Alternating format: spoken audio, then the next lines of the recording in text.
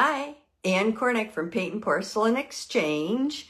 I'm here to help beginners get started in China painting and to keep those of you that have been painting a while interested and hopefully painting along with us. So today we're going to work on our koi. We're going to finish them up as a final fire. The first thing I'm going to do, I'm going to shamelessly mention that I now have a booth at Plaza Antiques and Collectibles Mall in Lincoln Park, Michigan. The booth is 538. If you're looking for palettes, I go to estate sales from time to time, and I have palettes, and I know they're very difficult to find. I also have a lot of books and information, books on China painting. I have magazines, and I have some small pieces of china available for sale that are blanks, along with all my hand-painted china there. So that's just a kind of a commercial, but I want you to be aware that if you're looking for stuff, we're right off of I-75 exit 40 and in Michigan, and it's pretty easy to get to. We're going to be painting our koi, as I said, and this is what they look like. And this is my first fire on my koi. I'll just turn them around here a little bit so you can see the whole thing. I really like the way the blue went in up in this area, up in here. And so I'm not going to play a lot with that, but I am going to work with some of the other areas. And we are going to need a little extra paint. Let's talk about that, paint. If you don't have the colors I have, that's not a big deal. Nobody cares.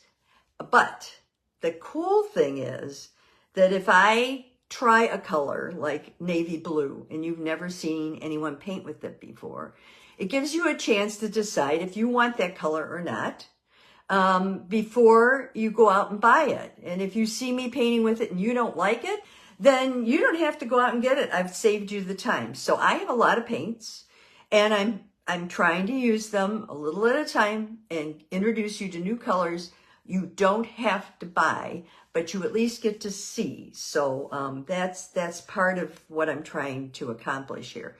So now let's talk about colors for today. I have a ton of colors on my palette right now.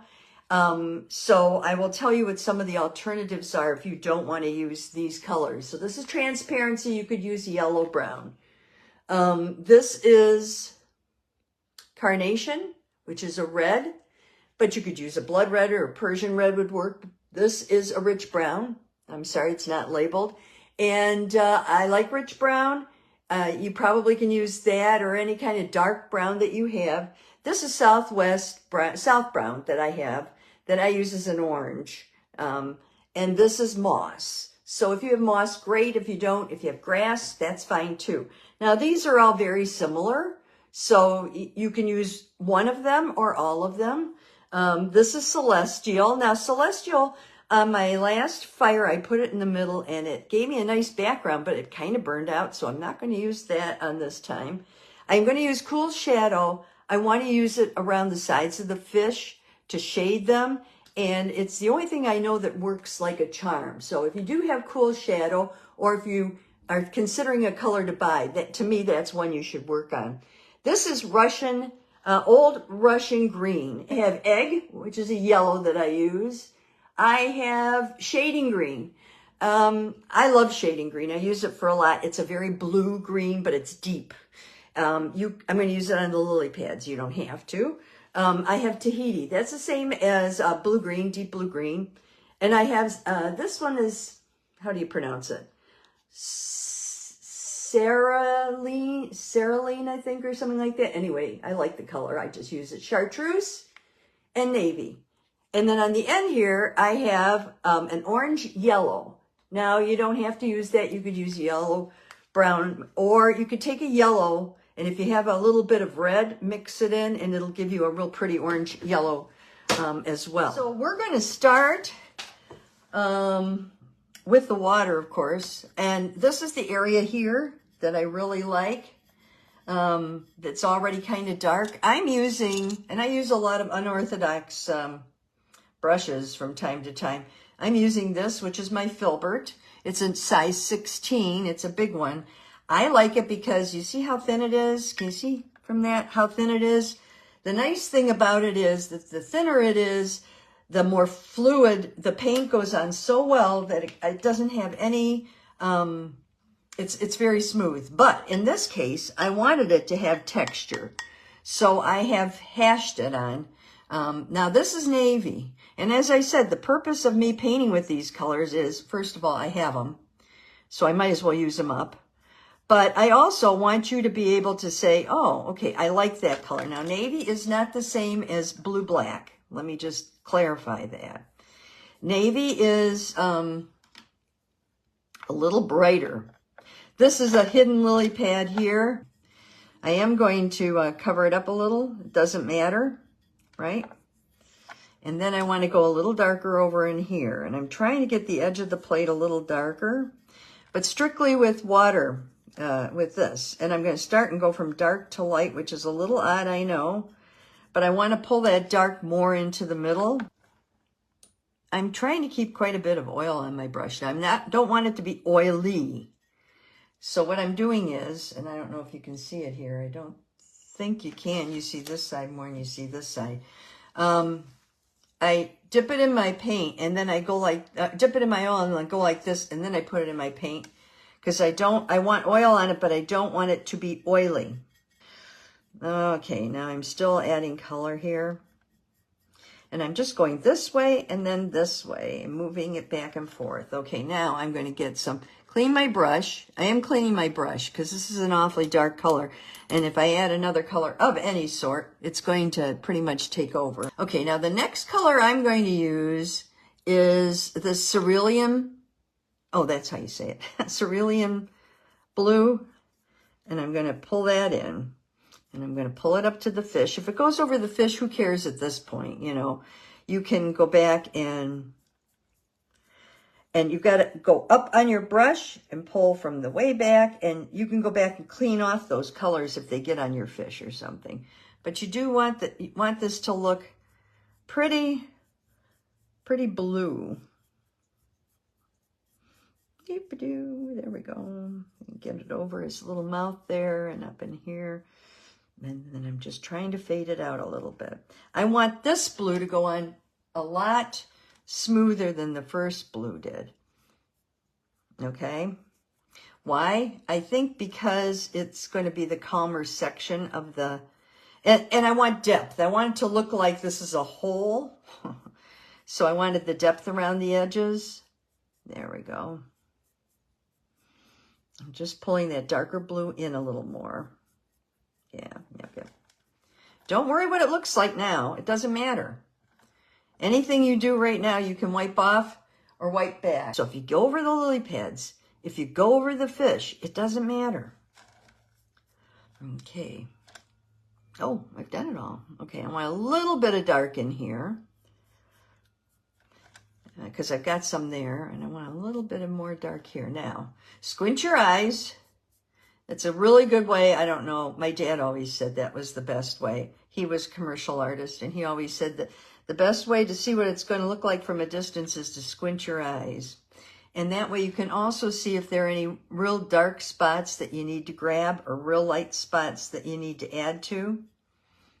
Okay, I kind of think I like that. I hope you guys aren't going, oh my God, what did she do? She wrecked it. Now I'm going to go in, and I think I'm going to use this old Russian green. And I'm just going to try to keep it really light. I can pat it out if it's too dark. So it is kind of dark, but I'm going to pat it out.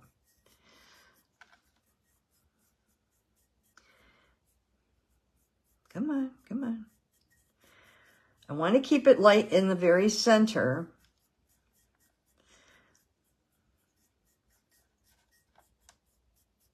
Ah, come on.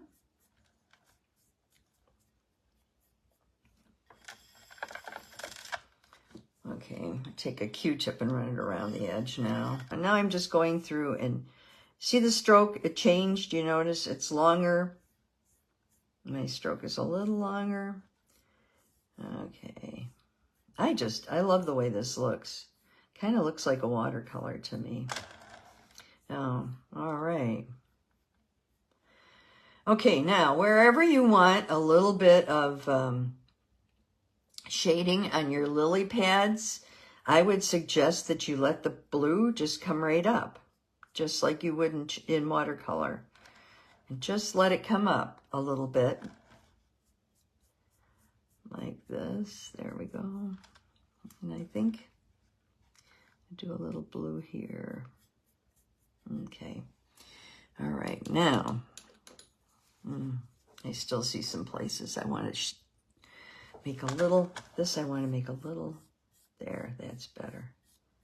All right, now I'm going to show you a trick that I saw on a watercolor, actually, and I thought it was such a cool trick that I want to do it. You take your Q-tip or whatever you have, and you make almost like circular motions so it looks like the water around the fish is moving. Give you a little movement to your piece. Not a lot. If you have a turntable, it's great. And if you can put it by their tail. And then you're just going to take that same brush that I was just using and just lightly brush it. I mean, you don't want them to stick out like a sore thumb. I don't even know if you can see what I did there. But I'll hold it up a little closer. Probably the easiest one to see is right there. Can you see that? Okay. Now, we're getting a little messy. Going to get rid of that. I use the Q-tips quite a bit, and I'm going to start wiping the color off. Remember, they have a white little face there. I'm wiping it off this side. I am going to put more blue on because I need shadow there. But in the meantime, oops, here. Wiped a little too much off, okay.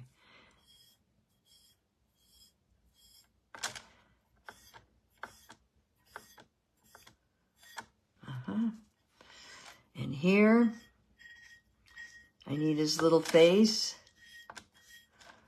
and his little fin. This little fin. It is much easier if you have a turntable. So use a Lazy Susan if you need to. I'm going to pull a little more of the blue back in there. Play with it. Pull the blue in.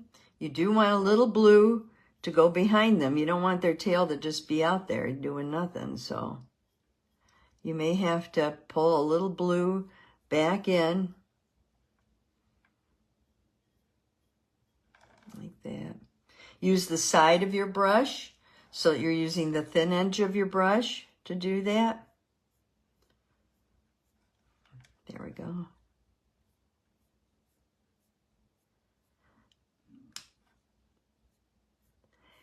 And make it coincide with the color of blue that's the closest. So up here, it's a darker blue.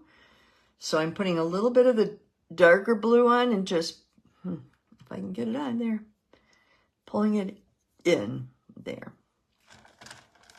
And then I can go back in and take a few out.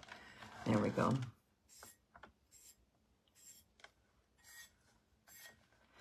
All right. Pretty happy with that. Okay, now the same thing with your lily pads. If you think they've gotten too far in the water, go around and wipe them out. Now this one's down here. I want this part to show. No, hang on, I've got to get a new one. I want this part to show right here. There we go. And I'm going to take the blue and pull it back to pull it away from that edge. Okay. And here. All right. Up in here and a little in there. This comes like this. And I do want some of that to show. There we go. And then there's one down here.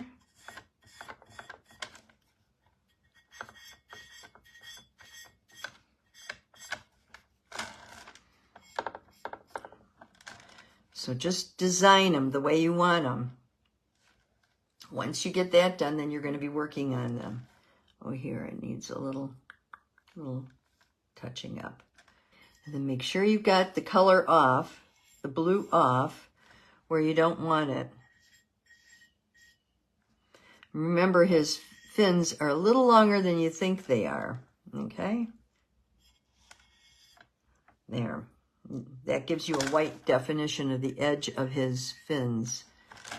Same thing here. There we go. Okay. All right. Now I'm going to continue to use my same brush, this one, the filbert. And I'm just going to take and do, instead of the yellow now, I'm going to do a full load of chartreuse and a side load of my shading green, which I love, by the way. I don't know if you guys have ever seen shading green, but it's beautiful. This is it right here. It's actually kind of like a mixture of that dark green and the blue. And I'm just gonna wiggle them around. The fish are the center of attention. So I'm just putting the color in with this. And then I'm going to put a few of those veins on this leaf, but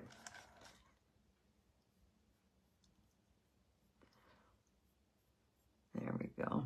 I want a little more dark green over on this side here. Yeah.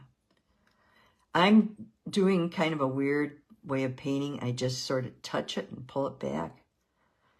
And I think it gives me that watery look, almost like a watercolor look. Load of green, side load of shading green. Let's go over to this guy and do him. Why? Because I think he's the next easiest to do. I want more green up in here. There. These guys are underwater more or behind it more. So you really don't need to fret. Try to leave a little bit of highlight on them. Wherever you think it looks best. Think of the light as coming from above in this picture, because I don't know any other way to describe it. So the light is coming from here, so it's the center of a lot of these that get the light. Now the way that they have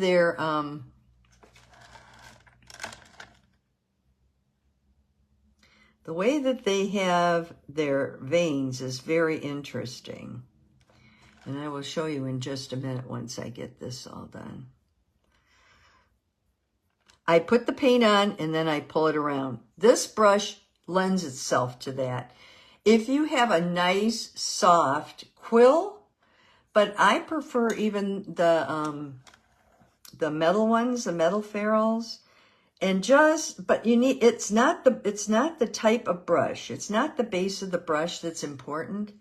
It's the bristles. So find yourself, see how pliable these are? They're very thin, and they just do everything I want them to do.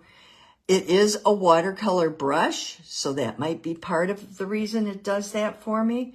But I love this brush, and it does a great job for me. So now I'm doing this guy.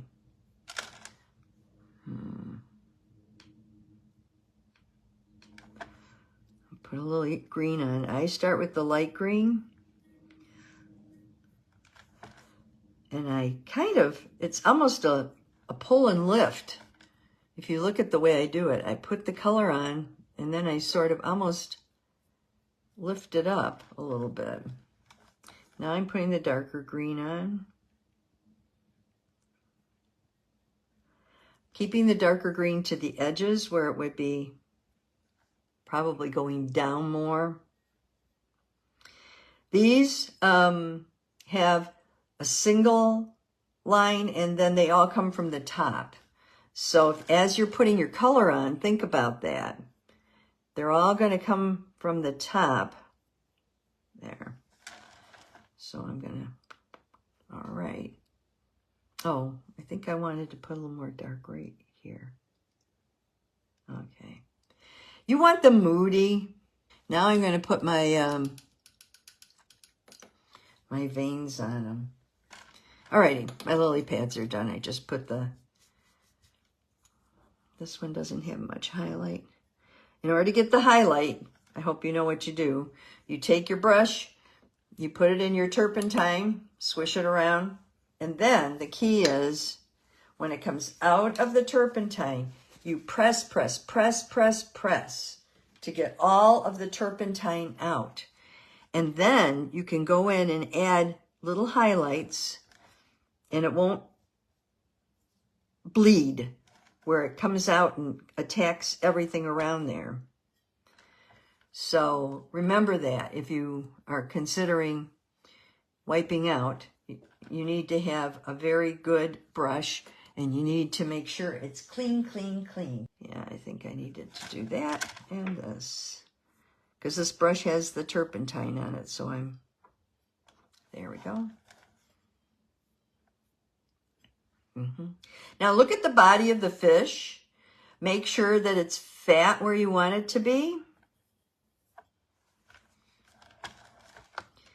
If you feel that he's not as fat as you want him to be, this is the time to wipe him out with the new background, because you won't have that opportunity again to clean up his size or anything. So do that. Go back in. Make sure you've got all the size you want on him. Make sure you've got things wiped off the way you want them. Okay. So now looking at your fish. Let me see. All right. Let me see here. I'm going to take a number 4. Well, no. Yes, I am. I'm going to take this. It's not number 4. It's a 1/4 inch. And I like metal ferrules. It's just me. I've always learned. I learned with them, so I guess I continue with them. I'm going into my orange yellow because I want to kind of beef up his face with some color. Okay. Oh. But before I do that, well, I can do this. I want it darker on the sides there.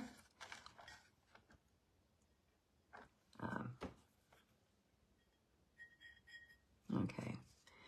But before I do that, let me go back to this brush. My friend. I'm taking Cool Shadow. Cool Shadow.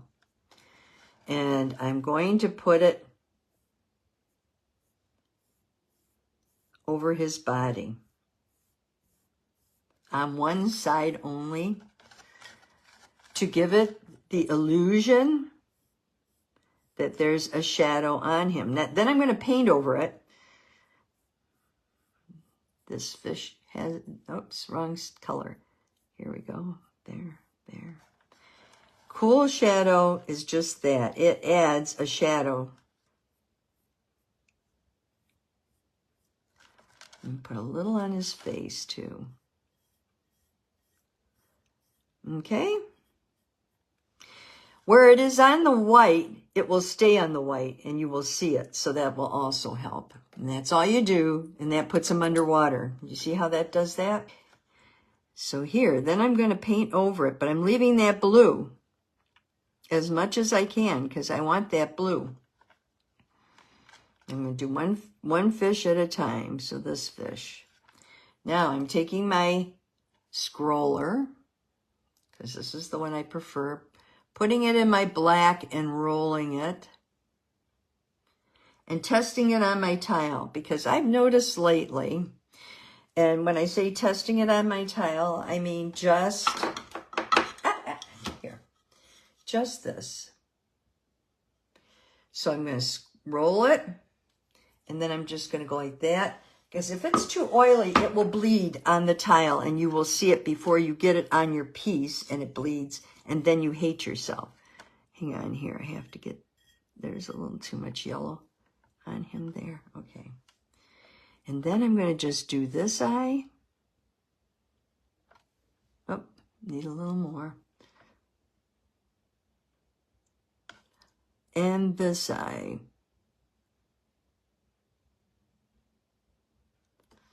Okay. Then I'm going to take my Paintnporcelain. That's this.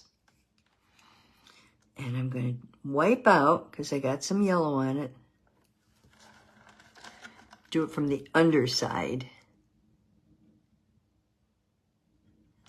The white around his eye. See that?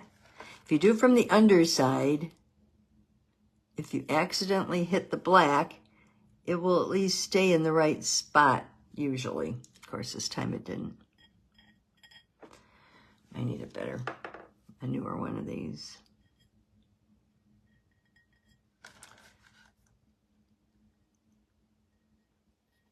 There we go. Make sure you wipe off your Paintnporcelain. And then on this side, you're going to do the same thing.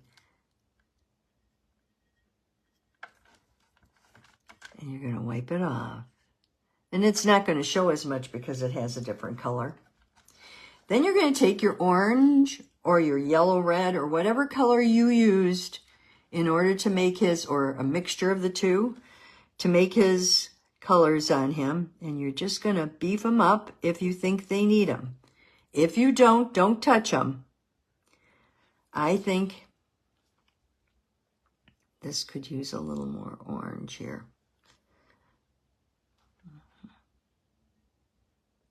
And be very delicate about it. There you go. I'm using a little bit of red.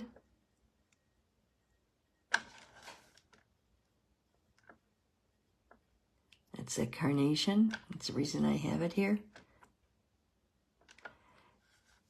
And I'm mixing it with my orange, which I know will not cause it to bleed. If your oranges cause it to bleed, don't use it. And then just fill in the colors on here. But I mix the two colors. Now I'm coming out on this end a little. Now you notice the blue is there. I'm not touching the blue. I'm just touching the orange, trying to get the color on the fish to be as vibrant as I can. These fish are very, very vibrant. The patches on them are very, very irregular. So it really, there's not much you can do wrong with this. Now, I'm going to go down the middle of the fish.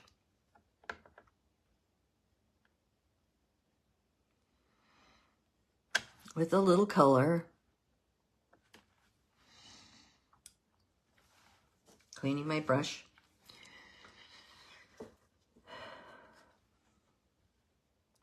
I'm going to take a little cool shadow and just put it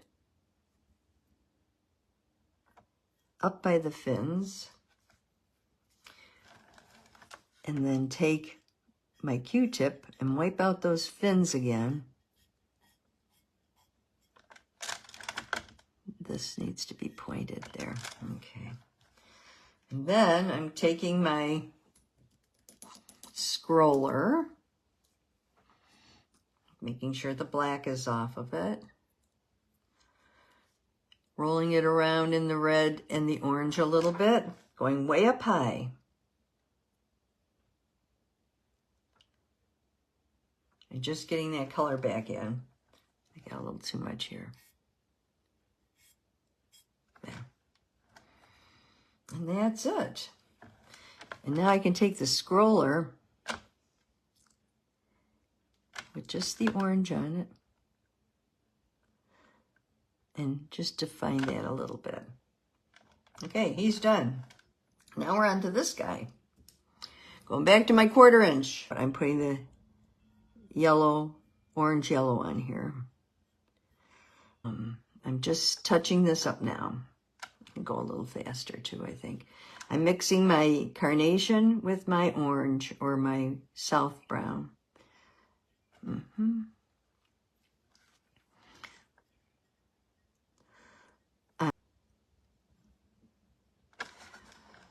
Okay.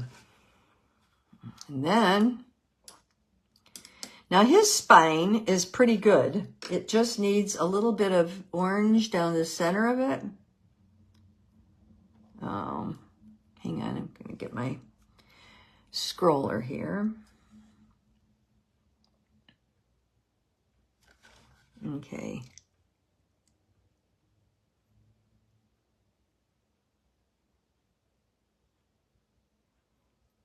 And I'm just kind of poking up a little bit, just so that it's sort of, in fact, that was kind of a good way of doing it. I think I'm going to do it over here too.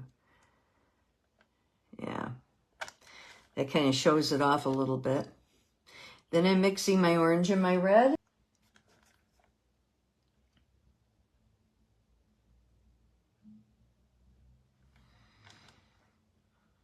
This tail's bugging me. This one I love. The only thing is, I think it needs a little, there. That was just a little off. Okay, so that's the guys. That's how they turned out.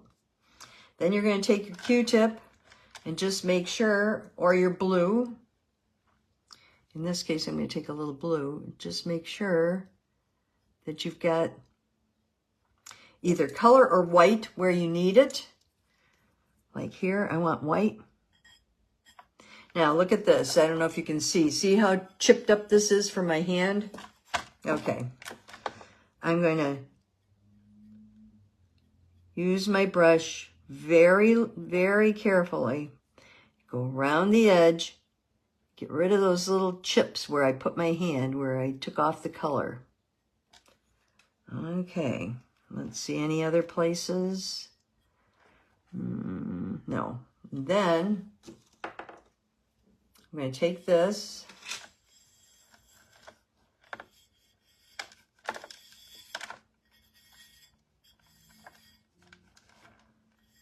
and run it around and clean it up again. It looks pretty good. It is not signed. I will probably sign in the lily pads. But that's the next thing to do before I put it in the kiln. Alrighty then. Pick up those brushes, keep painting. See you next time. Bye-bye.